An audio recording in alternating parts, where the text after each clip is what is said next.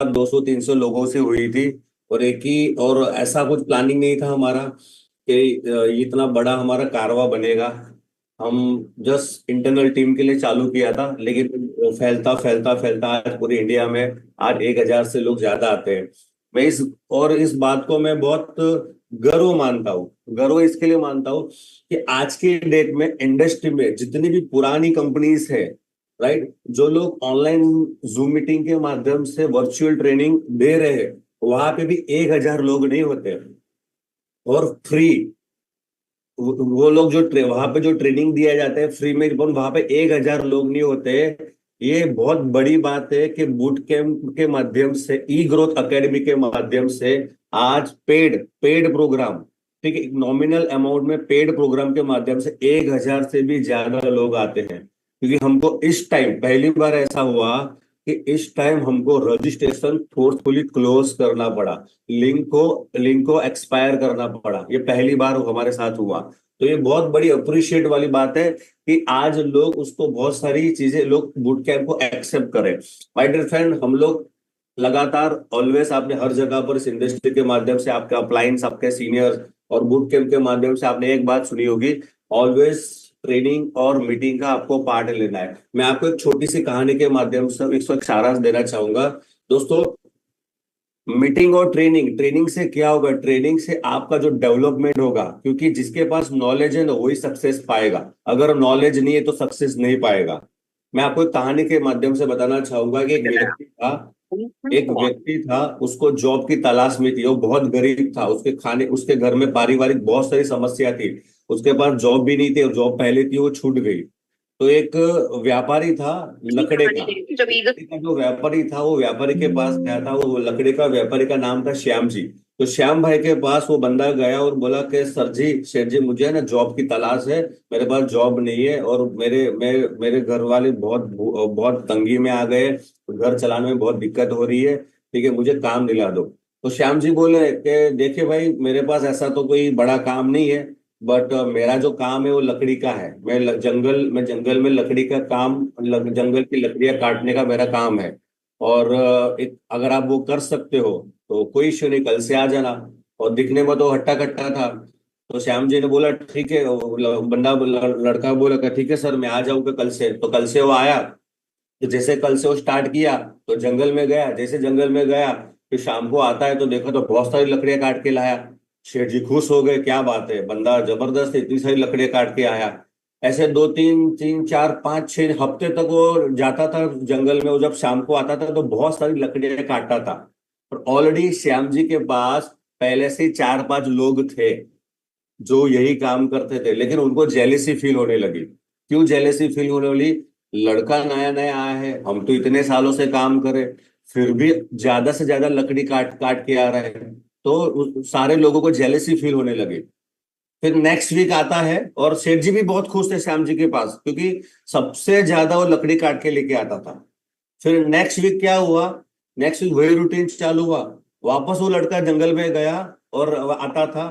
फिर next week हुआ ऐसा कि जंगल से जब आता था तो लकड़ियां इतनी निकलती नहीं थी, इतनी काट के आता नहीं था। शेठ जी ने ध्यान नहीं दिया, चलो कोई होगा, नॉर्मल कोई प्रॉब्लम होगा।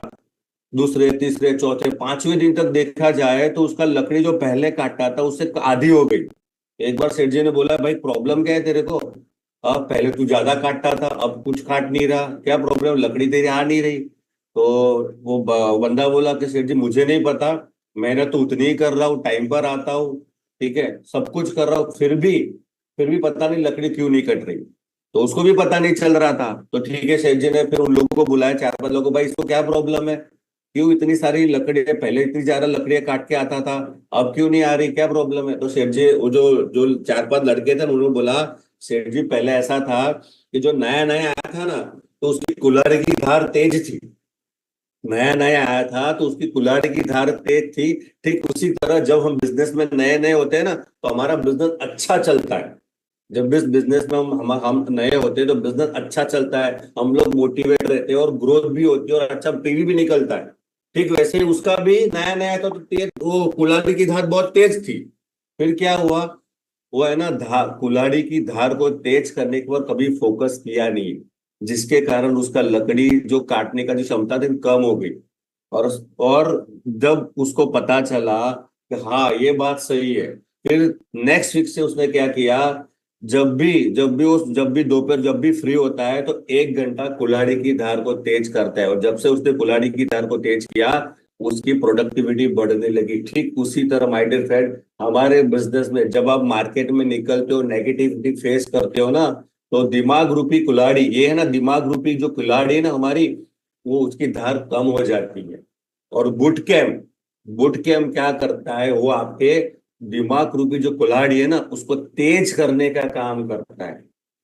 आपको क्या करना है, आपकी दिमाग की जो कुल्हाड़ी है ना उसको धार करने के लिए सुबह 8 बजे, ये हमारा विल है, वो विल होता है ना धार तेज करने के लिए, वो विल है ना, उस विल के ऊपर आपको रख देना है, सिंपल, यानी टाइम पर आपको आ जाना है। जब आप ऐसा करोगे, और ऐसा नहीं कि एक बार दो बार, ये जब तक आप इस इंडस्ट्री में काम करो तब तक पूरी जिंदगी ये चीजें आपको करती रहनी पड़ेगी। कुल्हाड़ी जब जब आप काम करोगे मार्केट में, ये दिमाग रूपी जो कुल्हाड़ी है ना हमारी धार कम हो जाती है। इसके लिए जब भी ट्रेनिंग का मौका मिलता है तभी आपको ये दिमाग रूपी कुल्हाड़ी को तेज करना है। और एक बहुत बढ़िया लाइन मैं आपको बताता हूँ माय डियर फ्रेंड, आप सभी ने अलार्म का यूज किया है, सब लोगों ने अलार्म का यूज किया होगा। मान के चलो सुबह आपको 6 बजे उठना है, आपने 6 बजे का अलार्म लगाया, पता है कि यार उठना तो अपन मजबूरी उठना पड़ेगा, ठीक है, जैसे कि बूट कैंप का टाइम हमारा 8 बजे का होता है, तो आपने क्या किया, 7 बजे का अलार्म लगा दिया। 7 बजे का अलार्म लेगा, और अलार्म में टेक्नोलॉजी इतनी अपग्रेड हो गई ना, अलार्म में दो सिस्टम आता है, एक स्टॉप और एक आता है स्नूज। आपने किया 7 बजा ना, चलो स्नूज कर लेता हूँ, तो 10 मिनट के बाद 7:10 हुई, वापस चलो स्नूज का बटन दबिया, वापस 10 मिनट के बाद 7:20 हुई, वापस स्नूज, वापस स्नूज, ऐसे हो गए 7:30। और जैसे 7:30 होता है, आपने क्या किया, मोबाइल को अपने तकिए के नीचे डाल दिया, सुनाई ना दे, और ऐसे करते करते 8:30 हो गए। ठीक है, बहुत बड़ी बात, नॉर्मल कॉमन बात है ना। चलो बुट कैंप भी नहीं था, नॉर्मल भाई, जल्दी उठना है, आपने अलार्म सिस्टम चालू किया बट आप नहीं उठ पाए, आपने मोबाइल को बंद कर दिया, आपके लिए नॉर्मल बात है। लेकिन लेकिन माय डियर फ्रेंड, समझने वाली बात यह है, हमारे माइंड में दो माइंड है, हमारे मस्तिष्क में दो माइंड, एक कॉन्शियस माइंड होता है और एक सब कॉन्शियस माइंड होता है। कॉन्शियस माइंड के लिए नॉर्मल बात है, 7-6 बजे का या 7 बजे का अलार्म आपने लगाया, बट आप 8 साढ़े 8 बजे उठे हो, तो कॉन्शियस माइंड के लिए तो ये नॉर्मल बात है। बट सब कॉन्शियस माइंड ये सोचता है कि साले तू सुबह जल्दी उठ नहीं सकता तो कहां से करोड़पति बनेगा। सुबह तू अगर जल्दी उठ नहीं सकता तो तू करोड़पति कहां से बनेगा।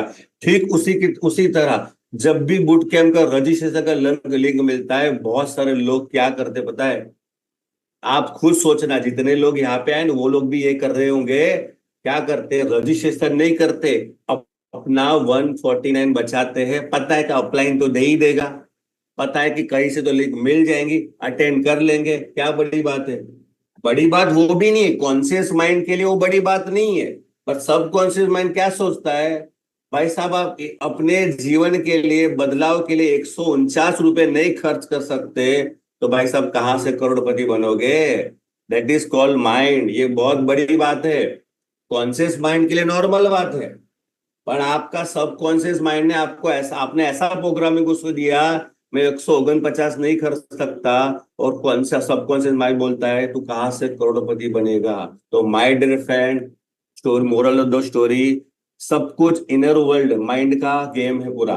यहां से करोड़पति बन गए ना आप, आपका सबकॉन्शियस माइंड को ये लग गया ना कि भाई तुम करोड़पति हो, तो करोड़पति अब आज से ही हो।